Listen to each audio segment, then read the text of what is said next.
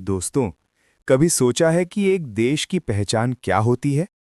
उसकी सीमाएं, उसकी सेना, उसकी अर्थव्यवस्था? नहीं, किसी भी देश की असली पहचान उसके संविधान से होती है। और उस संविधान की धड़कन होती है प्रस्तावना, यानी प्रीएम्बल। आज मैं आपको सिर्फ शब्द नहीं सुनाने वाला। आज हम उस भावना को समझेंगे जिसने भारत को भारत बनाया। प्रस्तावना, संविधान का पहला पृष्ठ, लेकिन असल में ये भारत का दिल है।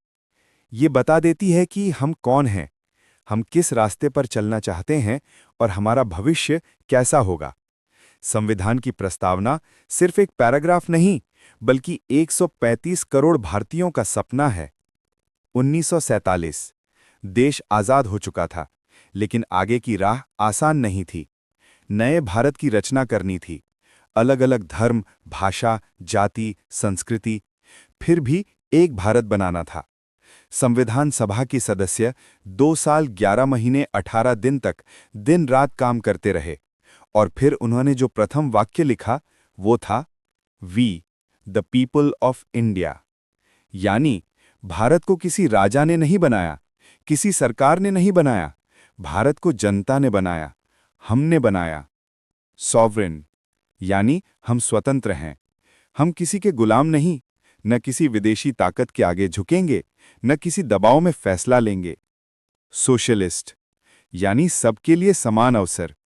ये शब्द कहता है कि देश में कोई भूखा ना सोए, कोई अधिकारों से वंचित ना रहे, गरीब अमीर का फासला कम किया जाए। सेक्युलर, यानी सभी धर्म बराबर। ये भारत की आत्मा है। यहाँ मंदिर, मस्जिद, चर्च, गुरुद्वारा सब एक जैसी इज्जत के हकदार हैं। डेमोक्रेटिक, यानी सत्ता जनता की। भारत में सरकार जनता चुनती है, मतलब असली शक्ति संसद में नहीं, बल्कि उस वोटिंग मशीन में है जिस पर आपकी उंगली दबती है। रिपब्लिक, यानी जनता